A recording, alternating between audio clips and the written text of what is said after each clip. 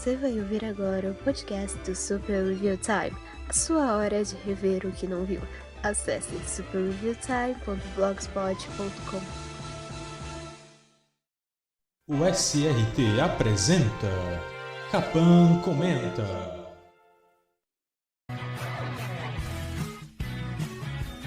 Hello, I'm Shawn Michaels and you're listening to the Super Review Time podcast. Olá, sejam bem-vindos a mais um Capan Comenta, o podcast do... Eu vou espirrar? Ok, parou. Passou a vontade. Eu estraguei a introdução, né? Eu tava vindo com muita energia, mas aí eu decidi que eu queria espirrar. E aí estragou. Mas enfim, você está ouvindo o Capan Comenta, o podcast feito com um orçamento equivalente a um pacote de montão e, sei lá, uma garrafa de São Geraldo. Enfim.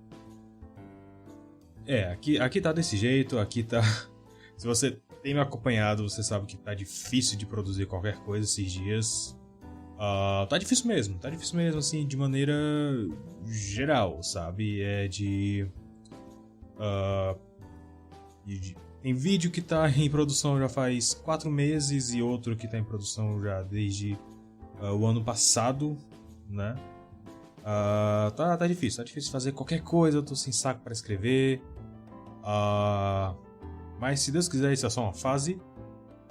Por hora eu tô acumulando ideias, eu tô produzindo outras coisas a longo prazo, né? Em breve eu vou soltar mais uma série de livros, uma antologia.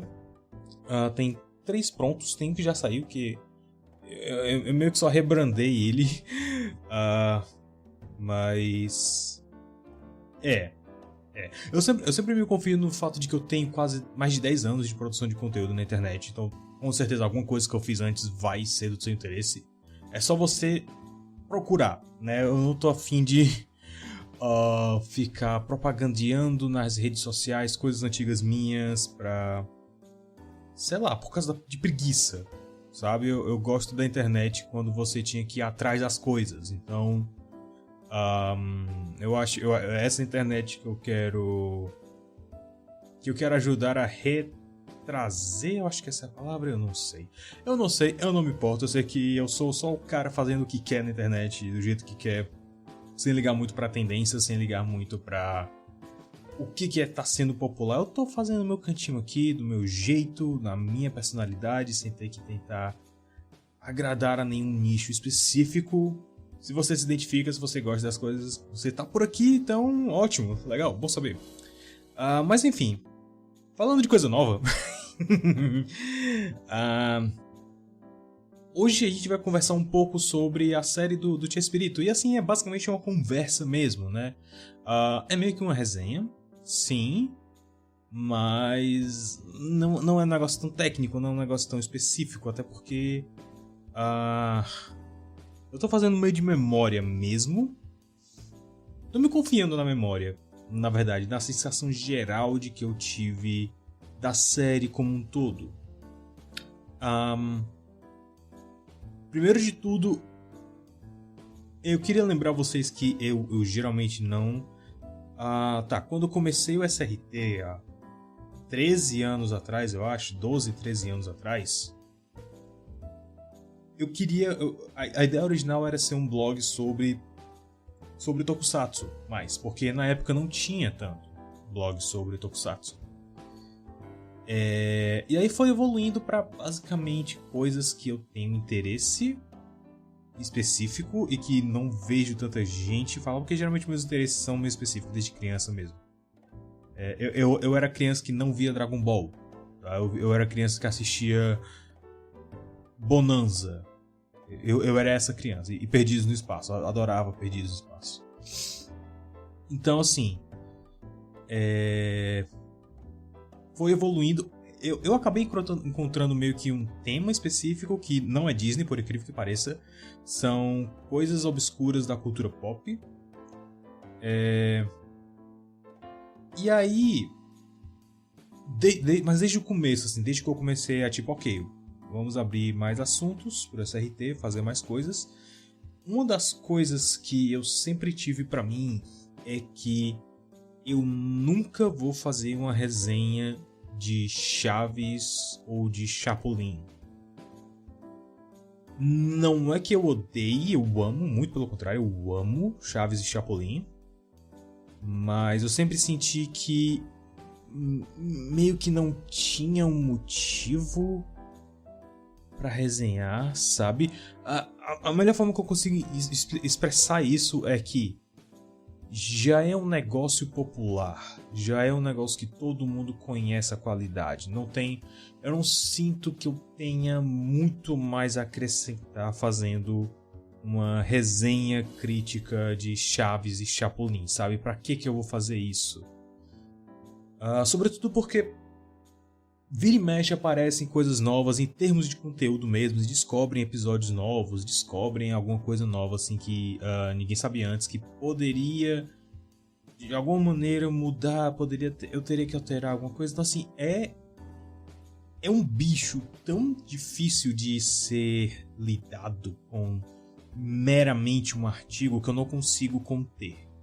Eu sempre tive pra mim isso, eu não vou conseguir resenhar Chaves ou Chapolin de maneira adequada, sobretudo porque eu não tenho mais nada a acrescentar. Tipo, se você convive com mídia no Brasil, você conhece Chaves e Chapolin, ou você ama, ou você é um nazista, sabe?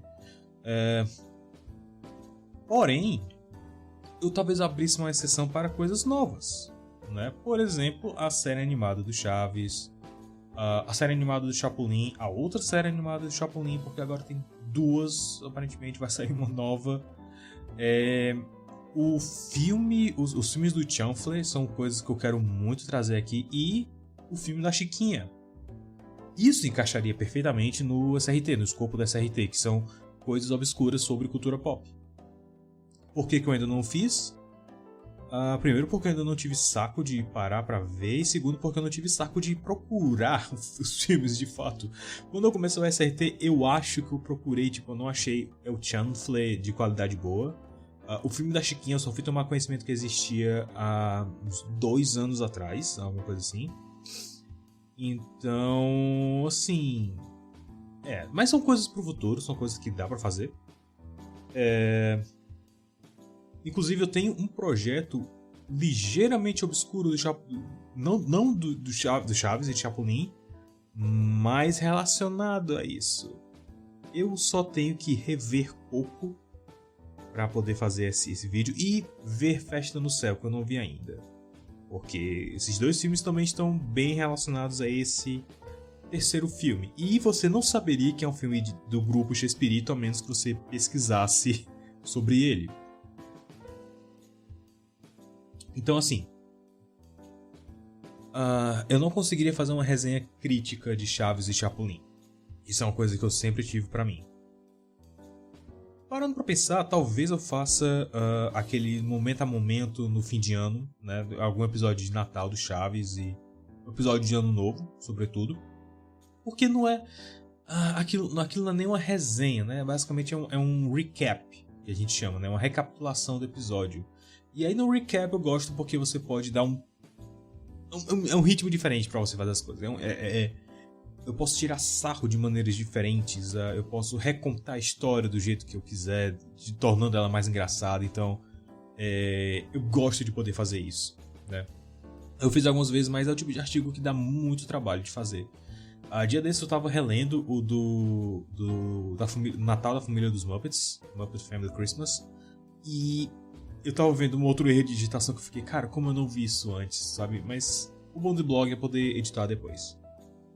Eu acho que eu não corrigi. Enfim, isso não se... De novo, resenhar coisas recentes já faz mais sentido pra mim.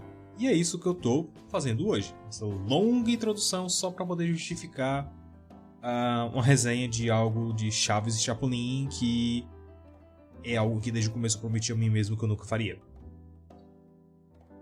Pois bem, eu não sou um grande conhecedor, um profundo estudioso da vida e obra do Roberto Gomes Bolaños. Eu frequentei durante muitos anos fóruns de Chaves e Chapolin.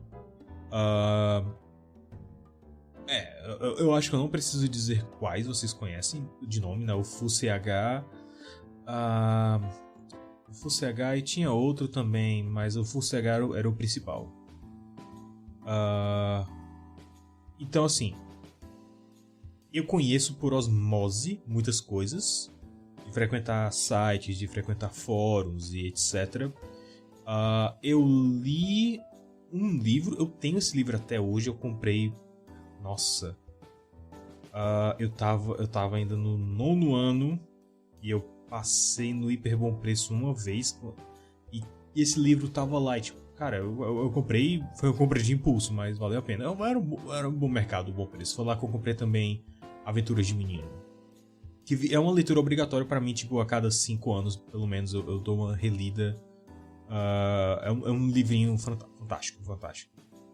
Mas, enfim, eu não sou um grande estudioso, né, de Chaves, da vida e obra do Roberto Gomes Bolaños. Eu nunca li uma biografia dele. Tudo que eu sei, basicamente, vem da internet desse único livro.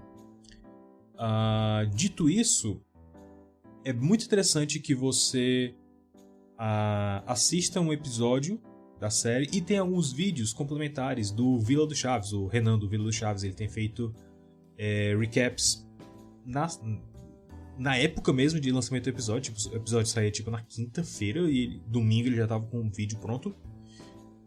Ele agora tá terminando, no momento que eu tô gravando isso, ele tá terminando o Aconteceu ou Não, acho que é esse o nome do quadro, que ele faz um fact-checking de coisas que aconteceram ou não que são mostradas na série. Por exemplo, sei lá, mostra que eles foram para Acapulco em 77. Ele, não foi em 77, foi em 78.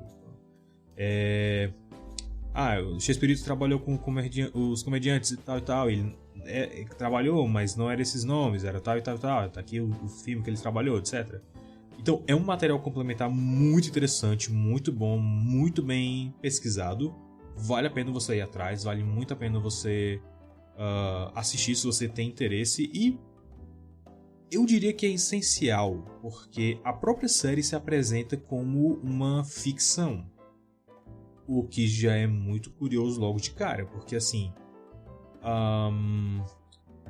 é uma biografia baseada na vida do Roberto Gomes Bolaños, baseado na autobiografia dele, mas por qualquer motivo, a gente vai falar sobre os motivos daqui a pouco, por qualquer motivo eles inventam fatos. Inventar fatos, parece coisa de jornalista, não, deixa eu refrasear isso.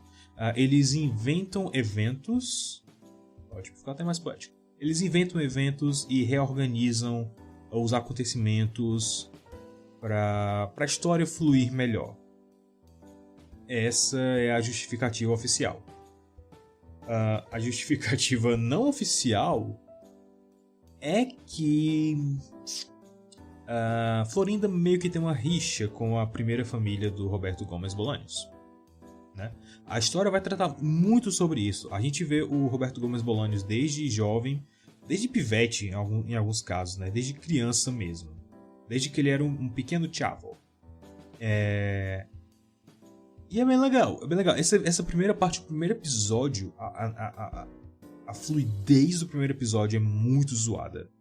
Se você assistiu o primeiro episódio e disse, cara, acho que eu não vou gostar, dá uma segunda chance, continue assistindo porque melhora. A série começa com uma narrativa tipo Once Upon a Time, sabe? Que você vê um pouquinho do passado, um pouquinho do presente. No caso não é o presente, mas a gente vai tratar como presente como sendo a viagem a Acapulco, que seria tipo o final de toda a história, né? O final de todas as tretas, de todas as intrigas, de todo o drama seria Acapulco. Não foi exatamente assim, mas é assim que a série lida. Então, quando eu falo presente, você entenda 1978, 77, sei lá quando foi que eles foram. Mas entenda o episódio clássico de Acapulco, a gravação do episódio clássico de Acapulco. E aí, quando a gente tá no presente, as coisas acontecem de um jeito e a gente volta pro passado. E aí a gente volta pro presente, e a gente vai pro passado, e a gente vai pro passado mais passado ainda, a gente volta pro passado, e volta pro passado mais passado, e volta pro presente. É uma marmota, é uma coisa assim que te deixa tonto, sabe? É uma coisa assim que, pela madrugada, quem foi que escreveu isso? Porque eu acho que o termo técnico seria vai e vem. Não, mentira, o termo técnico é anacrônico, mas vai e vem literalmente, porque é de você ficar perdido. Se não fosse assim os title cards, se não fosse a fotografia de cada época ser muito específica, se não fosse isso, você talvez se confundisse um pouco nos eventos. Ajuda você ser familiar com a história de vida do Roberto e com a história das produções Chaves e Chapolin. Ajuda muito, porque aí você tem uma noção do que acontece quando, sabe? No decorrer da série isso diminui muito, mas o primeiro episódio é meio sofrível assim nesse sentido. Não vou mentir. Serviu para introduzir muita coisa. Introduziu vários personagens importantes, vários elementos importantes, personagens reais e irreais, como por exemplo o Chespirito, o Roberto Gomes Bolaños, ele tinha um grupo de amigos comediantes, né? E é muito legal que assim, no primeiro episódio já eles estão encenando Juleu e Romieta, só que a gente não sabe exatamente se é Juleu, se ele já tinha essa ideia de Juleu e Romieta na época, mas assim, de novo, a série sempre, todos os episódios começam com um disclaimer de que isso é uma ficção baseada no livro biografia de Roberto Gomes Bolaños, blá blá blá. Então assim, é um nod, é uma referência que funciona para aquele momento, né? E guarda isso no fundo da mente, porque isso vai funcionar para o meu argumento final sobre a série. Então, nesses encontros lá dos Araquanes, que obviamente é uma referência ao pássaro com desequilíbrio químico cerebral de Walt Disney, que apareceu em Três Caballeros e Make My Music, eu acho que é isso. Acho que é esse o filme. Mas era um personagem semi-clássico dos quadrinhos Disney. Um personagem clássico dos quadrinhos Disney, semi-clássico da Disney. Longa história. Não é o dia pra isso hoje. É outro... é outra toca de coelho, o Araquano. Mas enfim, ele tinha esse grupo dos Araquanes. E aparecia esse sujeito chamado Jamaica. Que, pelo que a gente sabe, não existiu. Mas ele tem a função de ser um antagonista que vira meio auxiliar do protagonista durante o decorrer da série, mais ou menos. Eu não quero dar spoiler aqui, mas essa é mais ou menos a função dele. Eu vou tentar não dar spoiler, mas assim, o que eu for revelar aqui de plot é o que você já deveria saber. Por exemplo, nesse primeiro episódio a gente vê o Chespirito encontrando a Graziella, que foi a primeira esposa dele. E eu não vou mentir, é meio doloroso de assistir sabendo do que acontece. Essa série foi produzida pelos filhos, e aparentemente os filhos têm uma mágoa muito grande pelo que o Roberto fez com a Graziella. Com razão. Então eles meio que tentam te sugar nesta jornada, certo? Em que sentido? Eles mostram, olha como eles eram fofos juntos, olha como eles eram um casal adorável, olha como eles eram perfeitos. Tem uns momentos tipo que o Roberto chega no trabalho do pai dela, que ela tem um trabalho que não é verdade, ela não trabalhava como sapateiro. Sapateira é onde você guarda o sapato, enfim. Mas ele chega lá no trabalho do pai dela e ela tá lá, e aí ele diz algo tipo, consegui um emprego na agência de publicidade, etc. Aí ela tasca o beijo nele, aí ele, você quer ser minha namorada? E ela, claro, você acha que eu saio beijando qualquer maluco na rua? E ele, eu espero que não.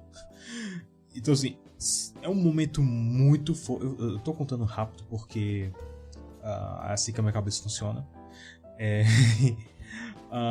Mas é um momento muito adorável, é um momento muito fofo. E aí você assiste isso e você sabe que no final ele vai deixar a Graziella pela Florinda. Você fica... Eu já me sinto ruim, sabe? Eu agora sei como a minha...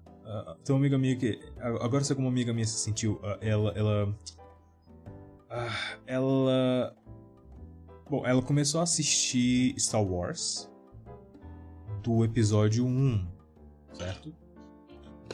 Ela nunca tinha assistido Star Wars na vida. Ela conhecia nomes e personagens, basicamente. Aí ela começou a assistir do episódio 1. E ela tava muito investida no romance do Anakin com a Padmé. Quando ela percebeu que o Anakin ia virar o Darth Vader... Ela me disse que ela quase chorou, que ela, não é possível. Pois é, né?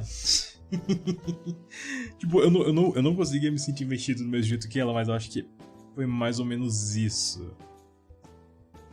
Eu acho que é a versão zoomer de ir pro cinema assistir o episódio 5 pela primeira vez, sabe? Eu acho que... Inclusive, se você tem filhos pequenos, se você tem sobrinhos, façam isso com eles, mostrem a ordem de lançamento de Star Wars. Não cometam o erro de começar pelo episódio 1, por favor. Mas enfim, voltando aqui. Então assim, eles te fazem ficar realmente investido na história do Chespirito com a Graziella, mas sabendo o que vem depois, né? Eu acho que foi pra, tipo, o público se sentir... entender o que eles passaram ali, de um jeito ou de outro. E talvez até dos próprios filhos, né? Porque eu imagino que esse foi o processo que eles também passaram de aceitação da situação. De olhar pra trás e ver, eles eram tão apaixonados um pelo outro, eles eram tão unidos, eles eram tão próximos, e como isso chegou a acontecer.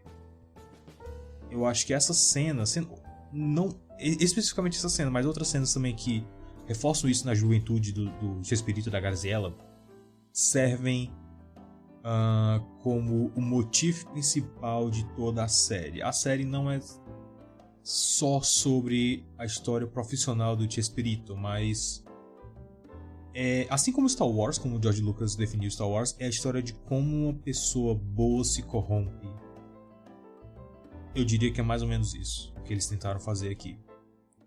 A gente sabe o fim da história, a gente sabe onde as coisas vão chegar, como as coisas vão acontecer, mas eles querem que a gente aproveite a viagem, o flashback, tentar descobrir o que foi que aconteceu exatamente, como foi o desenrolar disso tudo. Pois bem,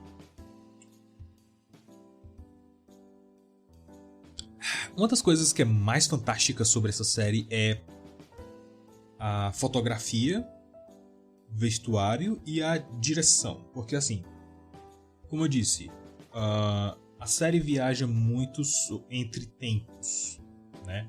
A gente passa um pouquinho em Acapulco, passa um pouquinho no passado, vendo o Chespirito bolando personagens, bolando sketches, bolando filme, reescrevendo roteiro ali de última hora, ganhando o apelido de Chespirito pelo Edgar Vivar, que voltou no tempo só para poder ajustar a linha temporal para que a gente pudesse conhecer o Chespirito como Chespirito. E você consegue detectar isso pela fotografia e pela forma como as pessoas se vestem também. É muito característico isso, muito característico. Isso se vocês têm um mínimo de noção de moda, né? Eu não tenho. Eu tenho noção de estética geral. Eu vejo o negócio, ok, anos 60, ok, anos 70. Eu sei me direcionar nesse quesito. Mas é muito bem feito, é muito bem produzido. Os cenários são muito fiéis aos da época, sabe? Quando você tem algo que se passa tipo nos anos 70, sempre é muito exagerado. Tipo, claramente anos 70 ou anos 80, claramente anos 80, sabe? Grita aquela década. Mas é algo meio de repente 30, onde quando você tá no passado, você percebe que tá numa época diferente da sua, mas nada é muito exagerado, nada é muito na sua cara, né?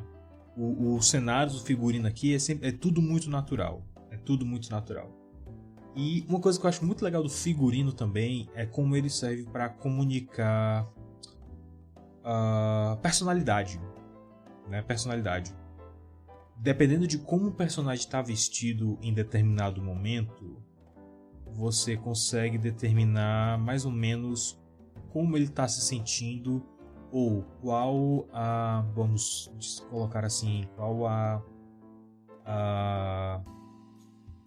eu só estou pensando em termos em inglês, allegiance, qual o lado que ele está, vamos colocar desse jeito. Porque, por exemplo, isso você vai notar mais nos personagens do eu esqueci o nome do indivíduo. Não o Carlos Villagrán, eu sei quem é, mas o nome que deram pra ele. Tipo, Marco Babagan, não. Marcos Barragan, não, uma coisa assim que deram. A gente vai já falar sobre isso. Mas o Carlos Villagrán, que era o Kiko, e a Florinda Meza, que é a Dona Florinda, eles são os mais caricatos por bons motivos, né? Porque eles terminaram bem rixados com o X-Espírito e com a família, provavelmente. Então eles disseram, é uma ficção, olha só, não é o Carlos Villagrán, é o Marcos Barragan, né? É um personagem claramente diferente. Funcionou com a Mickey da Argentina, vai funcionar pra gente também, sabe? É um negócio meio assim.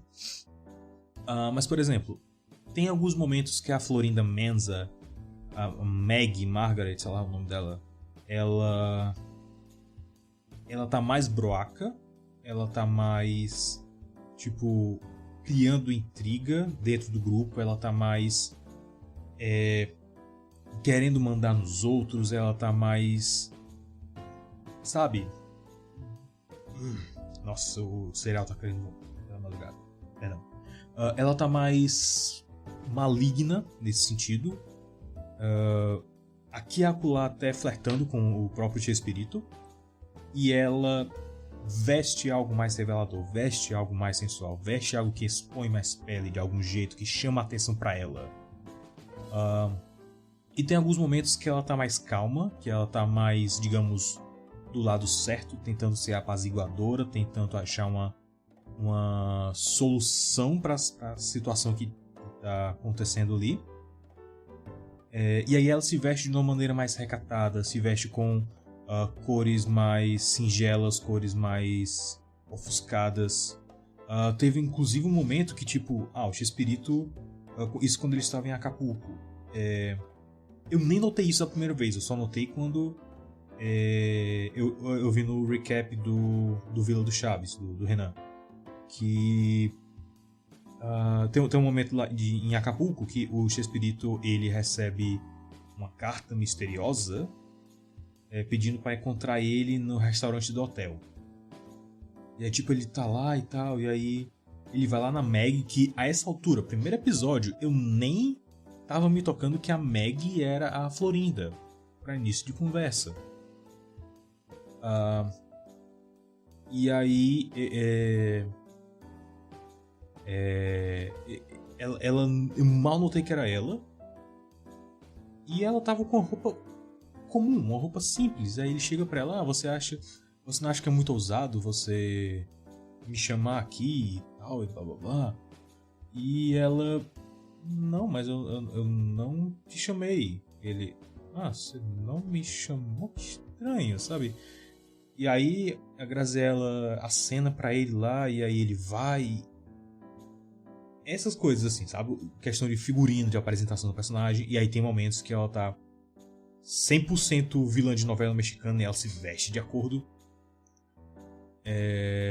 Então, trabalho de figurino muito bem feito nesse sentido. O Marcos Barragan também, ele se veste muito flashy, sabe? Estiloso. Ele não se veste igual o Elton John, mas ele se veste claramente como uma estrelinha, né? Isso é refletido também na personalidade dele, só que a diferença é que ele é literalmente uma caricatura. Ele não tem meio termo. A gente não vê ele sendo um cara legal, ele tentando apaziguar. A gente vê tipo ele em um momento, em algum momento do passado, ele tipo os caras o Chespirito vai deixar a gente, vai aceitar a proposta do outro canal e tal. Ele, não, gente, confia no Chespirito e tal. Só que lá ele tá vestido de personagem. Ele tá vestido como Poucas Trancas. Então, assim, não é um bom indicativo nesse caso. Mas acho que é o único momento que a gente vê ele como um cara legal, basicamente. Mas é isso. Fora isso, teve também o diretor, que o Henrique Segoviano, que eu não lembro qual foi o nome que deram pra ele. E também entra em toda a treta do Roberto com a Florinda e a Graziella, mas nada indica que isso aconteceu em Acapulco. De novo, eu recomendo assistir os vídeos do Renan, porque ele provavelmente é uma autoridade maior do que eu nesse caso. Em alguns vídeos ele aparece inclusive trazendo o livro, citando diretamente a biografia e outras biografias e outras fontes. Então, de novo, é um material muito bom, são vídeos muito bons. Ele, inclusive, já citando ele aqui, ele mencionou que alguns momentos da série são muito dramalhão mexicano. E eu concordo, mas não me incomodou. Ele se incomodou um pouco, talvez porque ele, se não me engano, ele fez faculdade de cinema, ele fez faculdade de roteiro, alguma coisa assim. Não me incomodou muito, mas talvez porque eu já estivesse esperando isso mesmo. É uma produção mexicana, Eu acho que seria estranho não ter algum dramalhão, sabe? Eu acho que seria esquisito não ter algum nível de exagero na fala. Não tem aquelas brigas imensas, mas tem tipo momentos que tipo logo no primeiro episódio, primeira cena, o Horácio chamando de Chespirito pra se arrumar, que eles iam fazer uma apresentação ao vivo, sei lá o que era. E aí o Roberto, tipo, cara, não foi quem te deixou isso acontecer, tipo, não me deixe mais feliz, não sinto mais prazer e tal. E é um pouco exagerado. Eu entendo que era a primeira cena do primeiro episódio e eles queriam dar algum ar de drama muito grande. Mas eu achei meio exagerado mesmo assim. Quando você assiste de novo lá no final da série, tipo, eu acho que não me desceu tão bem quanto deveria. Mas no geral, não achei muita coisa que fosse me incomodar nesse sentido. Tudo me transpareceu muito bem, tudo me transpareceu muito normal, muito natural para esse tipo de produção, né? Obviamente eu não esperava que fosse 100% parecida com a realidade, e não é. Apesar de alguns anacronismos, como por exemplo, o Chapolin nasceu dentro do programa dos Super Gênios da Mesa Quadrada, e na série o Chapolin vem depois que o programa dos Super Gênios é cancelado. Tem algumas coisas assim. Isso tudo eu entendo que é necessário para a construção da história, de uma história interessante, de uma narrativa interessante.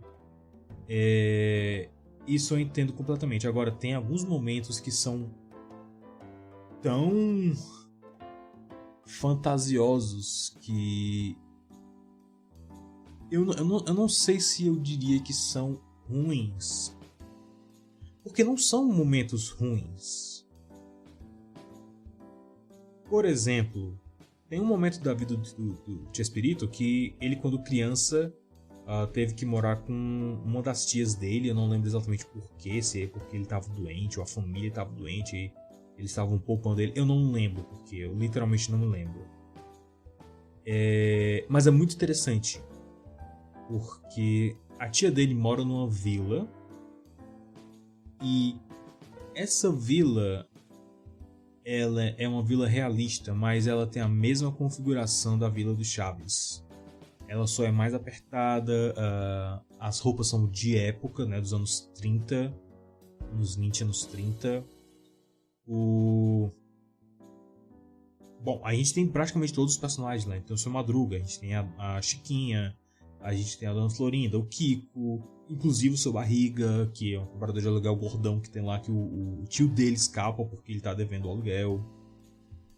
E aí a gente vê, tipo, meio que o Roberto lembrando dessa época, e isso quando eles estão fazendo Chaves. E aí ele a gente vê, tipo, as linhas de desenho sobrepujando o live action, como se estivesse projetando, arquitetando o negócio. É exagerado? É completamente real? Sim. Porém, eu gostei porque é uma forma de você demonstrar visualmente, narrativamente, como a mente de uma pessoa criativa funciona. Ela vai tirar das próprias experiências, das próprias memórias, e às vezes essas memórias elas estão um pouco distorcidas. Ou, no caso de artistas, eles acabam distorcendo de propósito para que as histórias soem mais interessantes.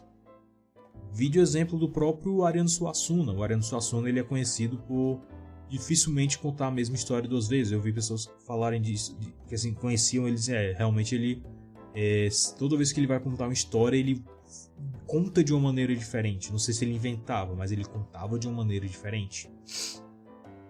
A mente de uma pessoa criativa funciona muito assim. Você lembra de alguns eventos da sua vida, e quando você precisa usar eles para alguma produção criativa, audiovisual, whatever, você vai lembrar ou vai adaptar um pouco de acordo com a sua necessidade na hora, né? E memórias deterioram naturalmente com o passar do tempo, isso é absolutamente normal. Mas é assim que a mente de uma pessoa criativa funciona. Ela vai tirar da própria experiência. E na série do Chespirito é assim que acontece. Na vida real eu já não tenho tanta certeza, mas é sabido que o Chespirito... Bom, a própria série mostra isso, né? Em algum momento, tipo, ele assistindo os Super Gênios com da mesa quadrada com a família, e os meninos, sei lá, os filhos dele, não tô entendendo nenhuma piada, vou embora, vou brincar, vou botar fogo na casa, não sei, vou me divertir de algum jeito. E ele pensou, cara, eu preciso de uma série que seja agradável para toda a família assistir junta. E é muito interessante o argumento que ele faz pro chefão lá do estúdio para convencer o cara a fazer Chaves. Porque, tipo, ele foi descrevendo, é um menino que mora numa vila, uma sitcom, blá blá blá. E o cara, mas é uma série para crianças. Ele, não é uma série para crianças. Ele, não, mas o protagonista é uma criança. Sim. Mas não é uma série para crianças. É uma série para toda a família. Que é uma coisa que é muito difícil, até hoje, de algumas pessoas de entenderem, né? Vi de alguns profissionais de cinema, de influenciadores, basicamente, que sempre fica, mas filme de animação é para criança. É uma pitomba que é. A sua pitomba que é. Outro dia eu vou dissertar mais sobre isso, mas basicamente a filosofia do Roberto era que eu faço coisas que são engraçadas pra mim. E como o senhor pode ver, ele falando pro cara lá, e como o senhor pode ver, eu claramente não sou uma criança. E faz sentido, né? E aí assim, ele na hora lá inventa, não sei o que, a velha da vila que é apaixonado pelo Seu Madruga e flerta agressivamente com ele, beirando o assédio. Isso claramente não é uma piada pra crianças e tal. Eu não sei se foi assim que aconteceu, se ele realmente inventou coisas assim do nada. E eu não duvido, porque é o tipo de coisa que acontece às vezes dá um spark na hora e você meio que bota lá. É natural porque essa é uma fase de meio que de brainstorm, você tá vendendo uma ideia, então algumas coisas podem ser cortadas depois. Mas o foco lá dele era vender a ideia, né? Vender a produção da ideia. Mas teve muita coisa que foi inventada pela própria produção, pelo próprio roteiro para tornar o negócio mais dramático. Por exemplo, uma das coisas que não me incomodam é eles terem filmado o Chapolin escondidos do estúdio, né? Que o estúdio, tipo, passou uma boa treta, né? Do estúdio cancelando a série do Chapolin. O piloto do Chapolin, na verdade, né? Nem a série toda, só o piloto. E aí o Chespirito juntou lá os amigos dele e gravaram um piloto às escondidas depois do horário de serviço. Isso, ok. Mas aí teve um evento dentro desse que, por exemplo, dentro do próprio roteiro não faz muito sentido. Que é tipo um spoiler pequeno, mas whatever. Um dos funcionários, ele liga pro patrão e diz: escuta, o seu Chespirito tá aqui e tá gravando coisa escondida, né? Ele tá tipo, literalmente dedurando. Como o Renan do Velo Chaves disse, cara, faria muito mais sentido se ele ligasse pro patrão reclamando: escuta, o seu Chespirito tá aqui gravando e tá me forçando a fazer hora extra. Isso não entrou no contrato, não. Eu vou querer hora extra, eu tô reclamando porque pra deixar registrado e tal. E aí nisso o chefão saberia, e nisso ele mandaria alguém pra suspender o negócio. Faria muito mais sentido dentro do próprio roteiro inventado deles. Eu não sei se porque eles quiseram inventar muita coisa e eles acabaram extrapolando nessa hora. É possível. O que é o mais bizarro, e é uma coisa que a Florinda Menza também já... Acho que foi ela que publicamente comentou. Logo nos primeiros episódios, tem uma hora que o Chespirito ele tem que entrar no estúdio, que o cara mesmo lá não foi com a cara dele, baniu ele do estúdio. E aí ele pediu ajuda pra um amigo dele pra poder entrar. E eles pularam um muro e caíram num caminhão cheio de feno pra poder parar a queda deles. Tipo, eu entendo que é uma ficção e eu entendo que eles talvez queiram fazer referência a alguma rotina de comédia clássica. Mas mesmo dentro do próprio roteiro deles não faz muito sentido. Porque o próprio roteiro dele já determina nessa hora que o Chespirito já tinha um certo reconhecimento, as pessoas já reconheciam a qualidade de roteiro que ele tinha, mente brilhante que ele tinha. Não faria muito sentido ele ter que pular. Assim, na hora mesmo que eu tava assistindo, eu fiquei, cara... Eles, a gente tem que... Eu tenho que dar um jeito de entrar lá e falar com o fulano, você me ajuda? Eu, claro! Eu imaginei que fosse vir uma rotina de comédia pastelã clássica, sabe? Uma coisa meio... sei lá, a gente bota um disfarce, bota uma peruca e um óculos, e aí a gente tenta entrar, eu digo que você é meu parente distante que quer visitar o estúdio, e aí quando a gente vê um guardinha que talvez te reconheça, ou algum funcionário, o próprio cara que não vai com a tua cara, talvez ele te reconheça, a gente disfarça alguma coisa, tipo você tira o chapéu e coloca no rosto, como se quisesse abanar, eu não sei. Eu achei que fosse vir uma coisa idiota, mas comédia clássica sim, e não vamos pular o muro e torcer para que tenha feno do outro lado, tipo, hã? Não faz sentido dentro da sua própria lógica do roteiro, pelo amor de Deus. Mas são momentos muito pequenos, O grande grosso da série é o drama, e aqui é uma coisa que vocês precisam entender, porque eu vi muita gente não entendendo essa série nas redes sociais, tipo HBO Max, Warner Plus, Farritas no Instagram, tipo, o que vocês estão achando da série e tal, aqueles posts semanais que eles sempre faziam. E a galera, caramba, que é uma série horrível, eu achei que ia ser Eu achei que ia ver mais Chaves e Chapolin. Primeiro você viu Chaves e Chapolin, você viu a criação do Chaves e Chapolin, você viu a produção de Chaves e Chapolin, mas o foco da série não é a criação, não é os bastidores de Chaves e Chapolin. O foco da série é o drama. A produção de Chaves e Chapolin é meio que segundo plano dentro do grande escopo da série, porque o grande foco aqui é o relacionamento entre o Chespirito e a Graziella, como se ele fosse deteriorando o casamento deles. E por que isso aconteceu? E uma das grandes causas foi a trupe de comediantes que fazia parte de Chaves e Chapolin. O Chespirito sempre disse, minhas duas famílias e blá blá blá, etc. E esse foi um dos maiores problemas. As pessoas não entendem isso. Eu acho fascinante porque isso é basicamente falta de leitura. Né? Vou ser sincero, é basicamente falta de leitura do povo. Você fica, mais uma série? Sim. Leitura de maneira geral. As pessoas não estão mais acostumadas a consumir alguma coisa e raciocinar. Elas querem consumir e esperar pelo próximo produto. Basicamente é isso. Consumir e esperar que aquilo faça lembrar de alguma coisa que eles já viram de uma maneira diferente. Eu não sei exatamente porquê. Eu culpo isso à cultura de internet dos anos 2010, que se baseava muito em releituras fotorrealistas de Pokémon e princesas Disney. Mas isso é um assunto para outro dia.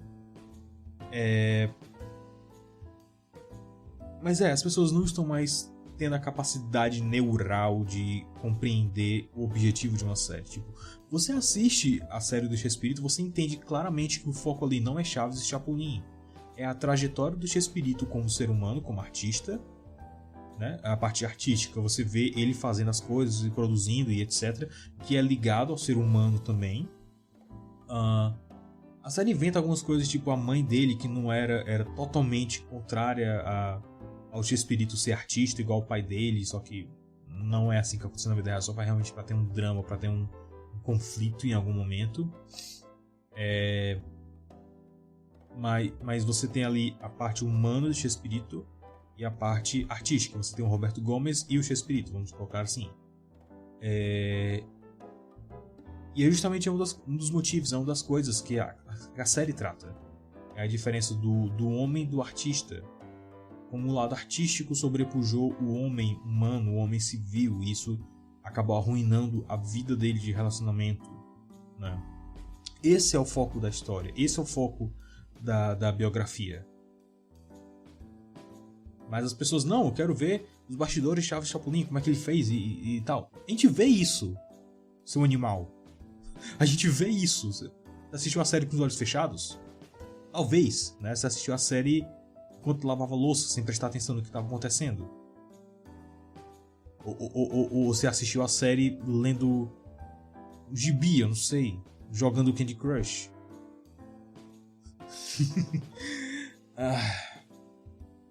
Mas é isso, é basicamente isso. Eu só achei fascinante ver tanta gente que praticamente não assistiu a série reclamando de algo que a série fez e que era exatamente o que elas estavam querendo, mas ao mesmo tempo a série focava em outras coisas, porque seria muito fácil, na verdade, seria muito fácil focar só na produção de Chaves e Chapolin.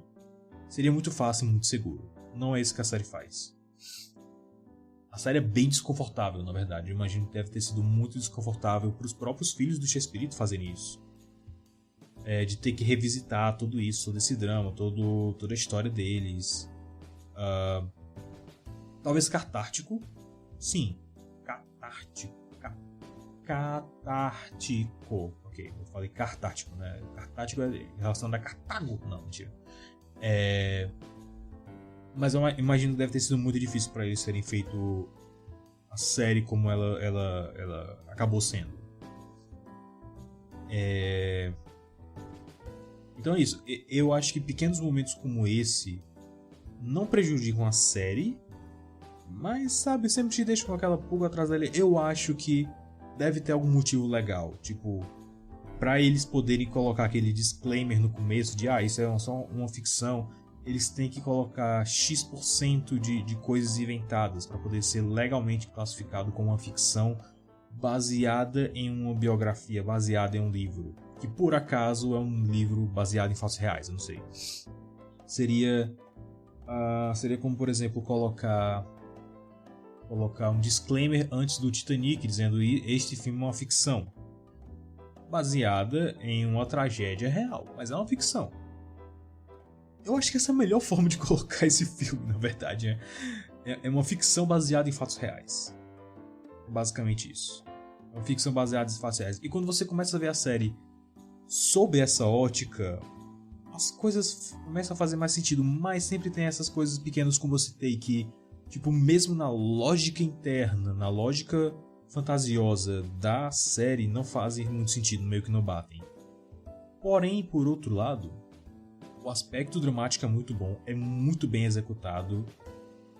Você realmente sente pelos personagens, você sente pelas pessoas que viveram aquilo. Você sente... Porque você sabe que, assim, muito do que tá ali aconteceu de verdade. Muito em termos do relacionamento familiar, em termos do relacionamento do Roberto com a Graziella, muito, e a Maggie, que é a Florinda Mensah, muito do que tá ali aconteceu de verdade. Os sentimentos são reais. Talvez seja a parte mais real dessa série, seja como as coisas se desenvolveram. Mas, de novo, qualquer coisa eu tenho que checar o vídeo do Renan pra saber se é ou não, do Chaves. Pra saber se foi assim mesmo. Eu mesmo não terminei de ver a série de vídeos do Fato ou Fake. Não sei se é o nome mesmo. É verdade ou não é. Não sei se ele dá algum nome de game show pra isso. Mas...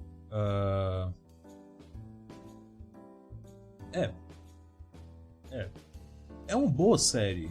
Não, sem mentira, é uma boa série. De novo, é uma ficção, mas muitos dos sentimentos são reais. Não só dos emotivos, mas também dos 4h55 da manhã, gente, me ajuda. Mas também muito do processo criativo do que acontece é muito próximo do processo criativo real. Isso eu acho muito bacana. Eu sempre digo para as pessoas, cara, criatividade pode ser um dom, mas sendo um dom ou não, você tendo a predisposição ou não, você tem que exercitar. Para no momento que você precisar usar, você conseguir usar na sua capacidade total. Você não vai conseguir levantar um garrafão de água se você não passar alguns anos pegando peso. Para uma hora que você precisar levantar o garrafão de água, você ter os músculos necessários. Com a criatividade do mesmo jeito. E a gente vê muito isso no Chespirito como personagem. A gente vê muito dele inventando coisas quando criança, ou só absorvendo. 80% de um trabalho criativo é absorver o que você vê, escuta e sente. É muito isso. Então, quando criança, a gente vê que ele absorvia muito. Quando jovem, ele começava a explorar ideias criativas. E aí, quando já começou a ficar jovem adulto, ele conseguiu explorar completamente esse potencial criativo que ele tinha. Baseado em experiências vividas, baseado em experiências atuais também. Eu acho muito legal como eles colocam dessa forma, como eles exploram esse conceito de um personagem criativo sendo criativo. É um pouco como Save Mr. Banks, né, que é sobre a criação de Mary Poppins, do filme Mary Poppins. Seria muito fácil também fazer do mesmo jeito. Os bastidores, as câmeras, os atores encenando, etc. Seria muito fácil. Eles mostraram tudo do ponto de vista de criação. Os caras compondo as músicas, tipo, tomando decisões criativas. Nesse ponto aqui a Mary Poppins tem que cantar uma nota baixa, o que ela sempre faz o inesperado. Então, se ela fala para cima, ela canta uma nota baixa. Se ela fala para baixo, é uma nota para cima, sabe? É muito legal. Eu acho muito mais interessante esse aspecto do que o meramente como foi gravado, como fizeram os efeitos e etc. Eu acho muito mais interessante. E é muito sobre isso também essa série. Então é basicamente isso que eu tinha pra hoje. A série tá no HBO Max. Por enquanto, eu não sei até quando. Sei lá, se você estiver assistindo isso daqui a 10 anos, talvez o HBO Max esteja sobre as mãos da Paramount também. E a Paramount nas mãos da Netflix, é inevitável. Mas é isso. Lembrando sempre que tem um blog, Super Review Time, mais de 10 anos de artigos lá pra você ver. Tem um canal no YouTube, que tem mais ou menos a mesma idade, mas só em 2020 que eu comecei a fazer mais vídeo mesmo. Mas já tem alguns bangers lá. Tem o Substack, o Postblogum, que também já tem muito artigo, mas é um negócio mais solto. São artigos menores, mais explorando coisas menores. Que você provavelmente também está ouvindo esse podcast de lá, eu não sei, talvez esteja. Mas podcast e vídeo sai primeiro lá do que no YouTube, geralmente. E também temos livros. Temos livros que eu estou publicando. Entre Limiares vai sair brevemente. Eu vou dar os últimos ajustes para poder publicar. Então você fica ligado nas redes sociais. Minhas redes sociais de algum lugar que deve estar por aí. Interage com esse vídeo, interage com esse podcast de algum jeito, eu não sei como, não sei que plataforma você está ouvindo isso aqui, mas interage porque isso vai dizer para o algoritmo para ver mais conteúdo como esse. Você não precisa interagir por mim, você não me conhece, você não tem nenhuma relação comigo, você não liga para mim que eu sei, mas faça isso por você, dome o seu algoritmo para que ele mostre coisas relevantes para você. É isso que eu tinha pra hoje. Espero que você tenha gostado. Eu sou o Capan Katuragi, do Super Review Time pelo Capan Comenta. Até mais, Deus te abençoe. Você ouviu o podcast do Super Review Time. Para mais resenhas e vídeos de coisas semi-obscuras, acesse superreviewtime.blogspot.com.